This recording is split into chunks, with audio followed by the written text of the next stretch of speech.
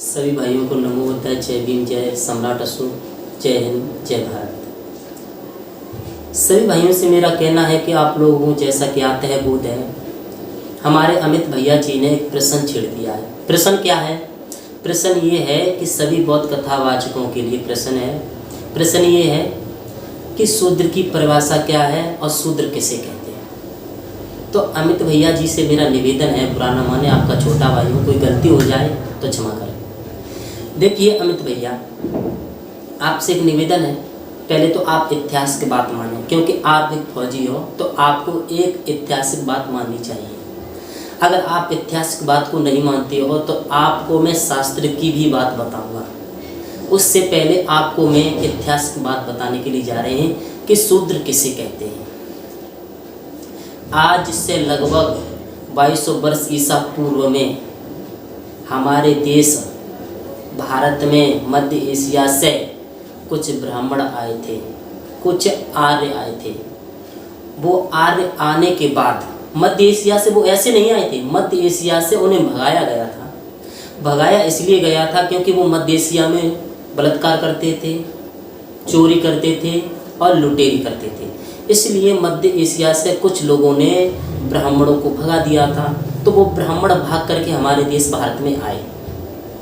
जब देश भारत में हमारे में आए वो ब्राह्मण, उसके बाद उन्होंने सर्वप्रथम हमारे देश भारत में भिक्षा मांगने का काम किया। भिक्षा मांगने का काम किया और धीरे धीरे वो अपना जाल फांसते गए। जो अपने जाल फांसते गए तो उन्होंने एक युद्ध रचा। उनका युद्ध क्या था? उनका युद्ध ये था कि वो अपने साथ में कुछ लड़कियां लेकर के आए थे, कुछ स्त्रियां, कुछ औरतें लेकर के आए हैं और शराब भी लेकर के आए थे। तो हमारे यहाँ के जो लोग थे मूल निवासी थे, भोले वाले थे, शुद्ध लोग थे। तो उनको सबसे पहले उन आर्य लोगों ने, उन ब्राह्मण लोगों ने उन लोगों को लड़कियों का भोग कराया। भोग कराने के बाद उन्हें शराब पिलाना सिखाई। धीरे धीरे वो अपने जाल में फांसते गए। हमारे शुद्ध लोग थे उन लोगों को, और जो भोले वाले थे उन लोग नहीं थे, शुद्ध थे। कहने का मतलब है, जब आर्य लोग आए तो उन्होंने लड़कियों का भोग कराना सिखाया, शराब पिलानी। इस तरीक़ा से ब्राह्मणों के जाल में हम फंसने लगे। और जब ब्राह्मणों के जाल में फंसने लगे तो सर्वप्रथम उन्होंने मुझे बंदी बनाया। बंदी बनाने के बाद गुलाम, और गुलाम बनाने के बाद दास बनाया, और दास बनाने के बाद उन्होंने सेवा करने के लिए मजबूर कर दिया। यानी उन्होंने मुझे एक नाम दे दिया, शूद्र। सेवा करने के लिए मुझे मजबूर कर दिया, क्योंकि हम लोग उनके जाल में ऐसे फंस चुके थे, क्योंकि उन्होंने मुझे नशा करना सिखा दिया था, लड़कियों का भोग करना सिखा दिया था। इसलिए उन ब्राह्मणों के जंगल में हम फंस चुके थे, चुंगल में हम फंस चुके थे। तो उन्होंने हमें पहले बंदी बनाया, फिर गुलाम बनाया, फिर दास बनाया। दास बनाने के बाद हमें सेवा करने के लिए उन्होंने मजबूर कर दिया। तब उन्होंने मुझे नाम दिया शूद्र। आगे चल के धीरे धीरे हम लोगों पर बहुत चल के इन्हीं आर्य लोगों में एक मनु महाराज हुए हैं। मनु महाराज ने मनु स्मृति लिख डाली, और मनु स्मृति में मनु महाराज ने ये लिखा। और मनु महाराज ने लिखने के बाद मनु महाराज ने वर्ण व्यवस्था बना दी। उन्होंने वर्ण व्यवस्था क्या बनाई? वर्ण व्यवस्था ये बनाई कि ब्राह्मण, क्षत्रिय, वैश्य और शूद्र, ये क्रम से बना दिए मनु महाराज ने मनु स्मृति में। तो मनु महाराज ने मनु स्मृति में हमारे लिए बहुत कुछ, मनु महाराज ने हम लोगों के लिए लिखा कि हमें पानी पीने का अधिकार नहीं था, पढ़ने का अधिकार नहीं था। अगर हम कहीं वेद का उच्चारण करते हैं तो हमारी जीभ काट ली जाए। अगर हम मूल निवासी शूद्र लोग, अगर हम वेद को सुनते हैं तो हमारे कानों में शीशा पिघला करके डाल दिया जाए, कांच पिघला करके डाल दिया जाए। अगर हम ब्राह्मण जात का कोई व्यक्ति है, अगर हम उसकी तरफ नज़र मिला करके देखते हैं तो हमारी आंखों में सरियाँ घुसेड़ दी जाएं। ये मनु स्मृति में लिखा है। मैं नहीं कह रहा हूँ, मेरे बाप की मनु स्मृति नहीं है, ये मनु स्मृति कहती है।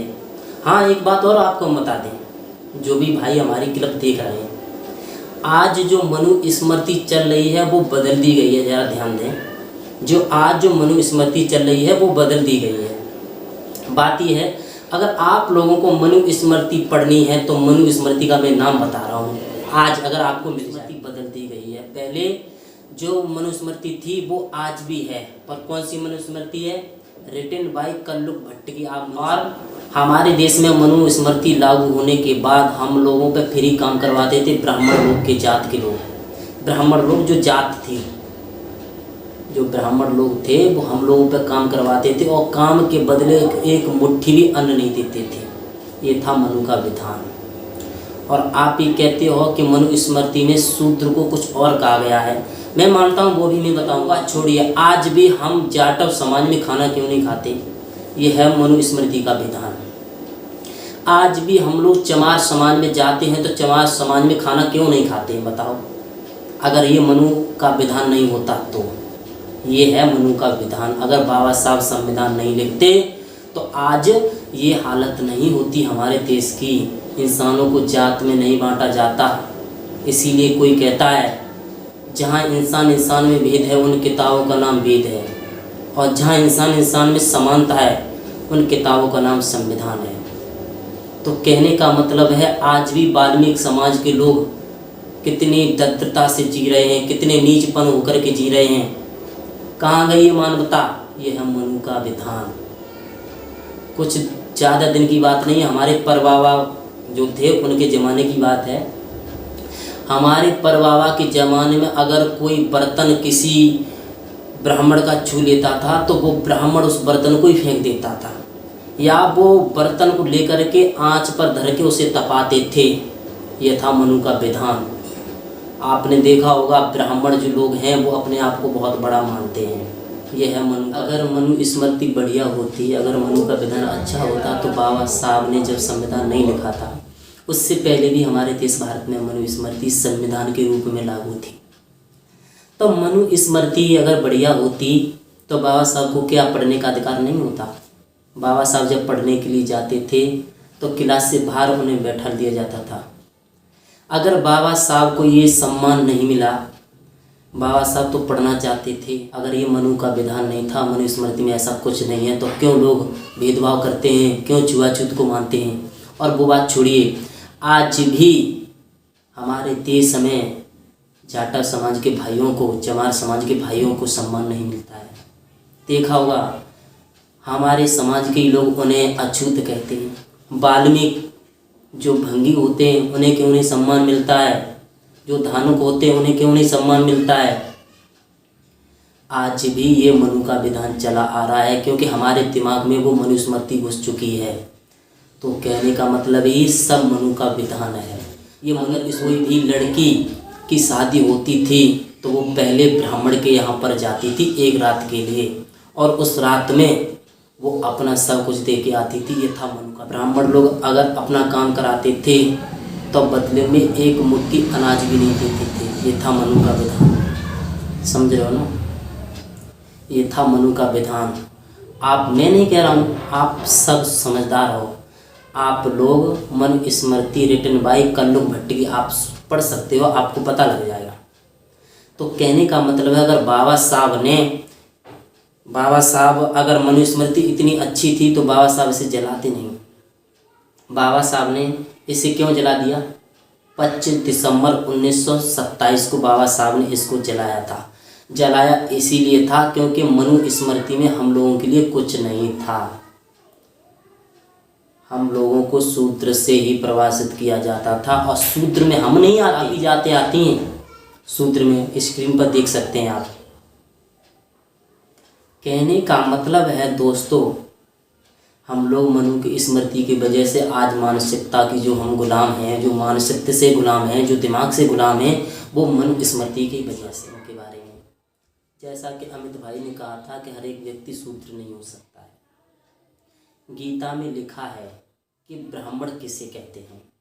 ब्राह्मण उसे गुण होना चाहिए जो गीता में लिखे हैं, जो स्क्रीनशॉट पर आप लोग देख सकते हो। इस व्यक्ति के अंदर होंगे उसे ब्राह्मण कहेंगे। जो विद्वान है, जो पढ़ने के लायक है, जो पढ़ाई करता है, जो ज्ञान बयान की चर्चा करता है, जो धर्म का प्रचार करता है, उसे ब्राह्मण कह सकते हैं। के लिए भी ये 7 गुण बताए गए हैं। अगर ये 7 गुण क्षत्रिय के अंदर हैं जो स्क्रीन पर आपको दिखाए रहे हैं, ये 7 गुण जिस व्यक्ति के अंदर हैं उसे क्षत्रिय कह सकते हैं। और सत्य के लिए कहीं लड़ना पड़े, अगर वो लड़ता है तो उस व्यक्ति को भी क्षत्रिय कह सकते हैं। अब बात आई वैश्य और शूद्र के लिए एक ही चौपाई में श्री कृष्ण भगवान ने लिखा है। ये लिखा है, वैश्य उसे कहते हैं जो व्यवसाय करता हो, जो व्यापार करता हो, उसे वैश्य कहते हैं। अब शूद्र किसे कहते हैं? शूद्र उसे कहते हैं जो सेवा करता हो, जो सेवा करने में रुचि रखता हो, उसे कहते हैं शूद्र। अब बात आती है BC ST SC में जो भी व्यक्ति हैं, जैसे मान लीजिए शूद्र में जो भी व्यक्ति हैं, शूद्र में कोई भी व्यक्ति, गीता में ये चीज लिखी है, वर्ण मान होता चुनना। ये 4 वर्ण बनाए गए थे, यानी इन चारों में से कोई इंसान, इन चारों में से एक इंसान हो सकता है।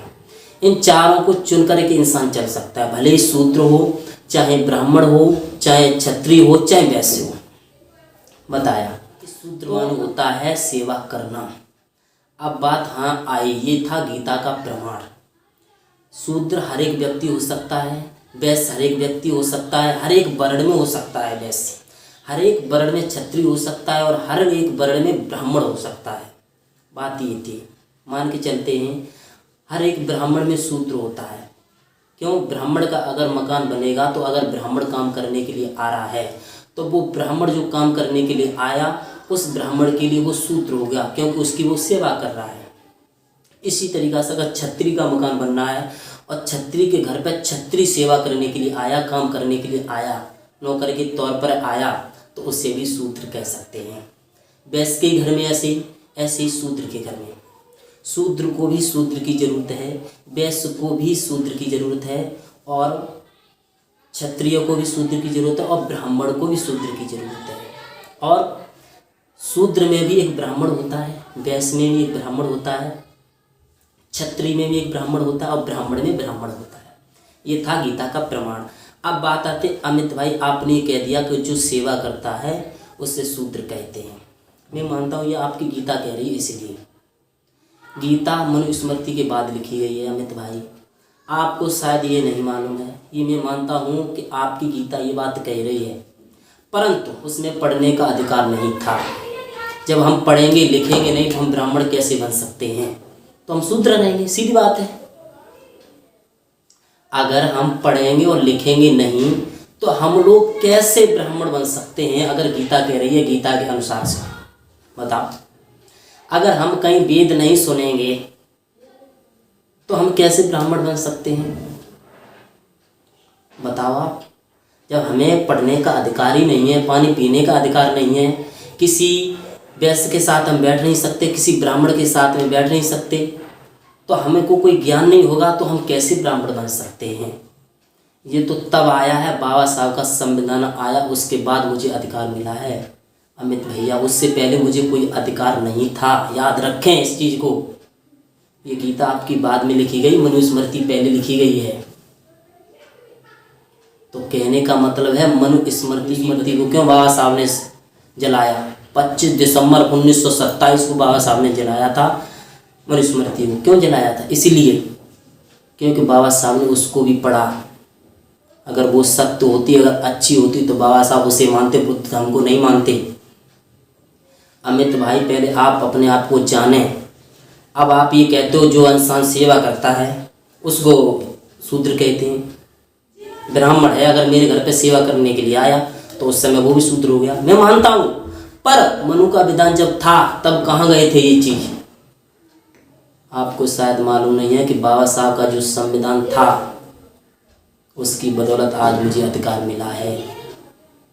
तो कहने का मतलब है दोस्तों, चलो आप ये बात कहते हो कि ऐसे जो सेवा करने वाला होता है, जो सेवा के इच्छुक होता है, जो सेवा करता है गीता के अनुसार से उसे शूद्र कह सकते हैं। चलो मैं मानता हूँ, परंतु जिस समय हमारे देश भारत में संविधान नहीं था, जिस समय हमारे देश भारत में संविधान नहीं था, उससे पहले हमारे बाबा साहब एक नौकरी किया करते थे। हमारे बाबा साहब एक नौकरी किया करते थे, उस नौकरी, और वो नौकरी ऐसी उसी नौकरी नहीं थी। बाबा साहब साहू जी महाराज के यहाँ पर नौकरी किया करते थे। तो बाबा साहब के नीचे जो कर्मचारी थे, बाबा साहब के जो नीचे कर्मचारी थे, वो भी बाबा साहब का सम्मान नहीं किया करते थे। अगर मनुस्मृति में ऐसी बात थी तब, अगर गीता में या मनुस्मृति में ऐसी बात थी तो बाबा साहब का वो सेवक जो थे, बाबा साहब के जो नीचे कर्मचारी थे, वो बाबा साहब का सम्मान क्यों नहीं किया करते थे? बाबा साहब को अगर वो फाइल भी दिया करते थे तो दूर से फेंक करके दिया करते थे। जबकि बाबा साहब के वो नौकर थे, वो सेवक थे कहने के लिए, तो बाबा साहब के वो शूद्र हो गए और बाबा साहब उस जगह पर ब्राह्मण हो गए। फिर बाबा साहब का सम्मान क्यों नहीं हुआ? क्यों सम्मान इसलिए नहीं हुआ क्योंकि उनके दिमाग में वो मन स्मृति भरी हुई थी। समझ रहे हो ना? इसलिए सम्मान नहीं मिला। सम्मान कब मिला? जब बाबा साहब ने मुझे संविधान लिख करके दिया। इस भारत देश में संविधान लागू हुआ।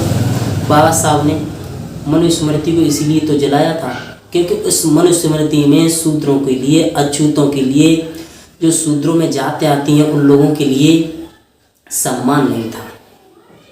अगर आज की मनुस्मृति होगी तो हो सकता है उसमें ये बात लिखी हो, पर पहले की जो इस मनुस्मृति है उसमें ये बात नहीं लिखी होगी जो गीता में हमने अभी बताई। कहने का मतलब ये है, तो कहने का मतलब जब बाबा साहब का सम्मान नहीं हुआ करता था इसलिए हम लोग मनुस्मृति से खुश नहीं हैं। मनुस्मृति में कभी हमारे लिए सम्मान नहीं आया, आप देख लीजिए। चलो वो बात छोड़ते हैं। उसके बाद गीता की बात सत्य मान करके, मैं आपकी गीता की बात सत्य मांगना हूँ। उसके बाद गोस्वामी तुलसीदास जी ने रामचरितमानस में लिखा, क्या लिखा? सम्मुख ऋषि की कथा आपने नहीं सुनी हो तो शायद सुन लेना। सम्मुख ऋषि जो थे एक जात से तेली थे। उन्होंने एक पाठशाला खोली, एक विद्यालय खोला था। बच्चों को पढ़ाया करते थे जो शूद्र वर्ग में आते थे उन बच्चों को। पर ब्राह्मणों को ये चीज़ अच्छी नहीं लगी, तो ब्राह्मणों ने श्री राम जी से जाकर के ये कहा कि वो शूद्र है, सम्मुख ऋषि एक शूद्र है और वो पाठशाला खोल के चला रहा है, ये तो घोर अन्याय है। इस जमाने में शूद्र नहीं पढ़ सकते हैं। तो श्री राम ने उनके कहने पर सम्मुख ऋषि का वध कर दिया था। तो आप ये बताइए गीता की बात कहाँ पर सत्य है? आप कह रहे हो तो श्री राम जी ने क्यों वध किया सम्मुख ऋषि का? क्योंकि वो शूद्र थे। अगर आप ये कहते हो कि गीता की बात ये है, सत्य है, सेवा करना ही, तो वो उस समय शूद्र नहीं थे सम्मुख ऋषि। वो विद्वान थे, प्रकांड विद्वान थे, पाठशाला चलाते थे, तो उस समय वो ब्राह्मण हो गए। तो जब वो ब्राह्मण हो गए तो उनको श्री राम जी ने क्यों मार दिया, क्यों वध कर दिया? ये बात थी। चलो इस बात को भी छोड़ते हैं। दूसरी बात, गोस्वामी तुलसीदास जो हैं वो एक चौपाई और लिखते हैं, पूजन विप्र सकल गुणहीना, शूद्र न पूजय वेद प्रवीणा। गोस्वामी तुलसीदास जी रामचरितमानस से लिखते हैं, पूजय विप्र सकल गुणहीना, शूद्र न पूजय वेद प्रवीणा। यानी पंडित, अगर पंडित है, ब्राह्मण है, अगर वो विद्वान नहीं है, ज्ञान के बारे में कुछ नहीं जानता है, बिल्कुल मूर्ख है, फिर भी वो पूजनीय है। अगर ब्राह्मण है, ब्राह्मण कुछ भी नहीं जानता, ज्ञान बान कुछ नहीं जानता, धर्म के बारे में कुछ नहीं जानता, मूर्ख है, फिर भी वो पूजनीय है। और एक शूद्र वर्ण का जो इंसान है, अगर वो वेदों का प्रकांड विद्वान है, भले ही ईश्वर के करीब है, अगर उससे ज्ञान है, विज्ञान है, उसके पास दिमाग है, उसके पास धर्म की रक्षा करने के लिए ज्ञान है, वेदों का प्रकांड विद्वान है, फिर भी शूद्र पूजनीय नहीं है। बस ये बात है। तो अगर आपकी गीता की बात अगर सत्य होती तो क्या गोस्वामी तुलसीदास ऐसी बात लिखते? नहीं लिखते ना। ऐसे कई प्रमाण आप स्क्रीन पर देख सकते हो।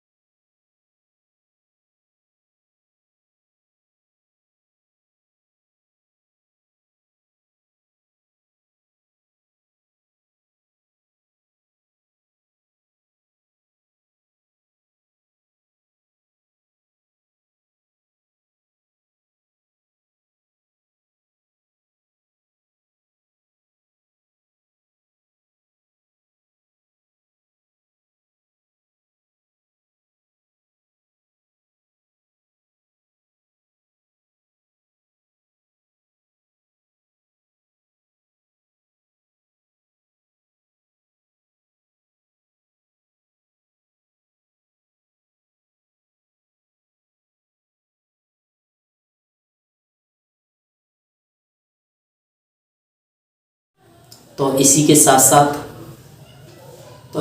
साथ हमारे अमित भैया जी से मेरा नमो बुद्ध है, जय भीम, जय सम्राट अशोक, जय हिंद, जय भारत। और अमित भैया से अगर मेरी कोई गलती हो गई हो हमारे शब्दों के द्वारा तो मुझे माफ़ करें, आपका छोटा भाई हूँ। अगर कोई शब्द मैंने कह भी दिया तो मैं उसको वापस लेता हूँ। जय भारत।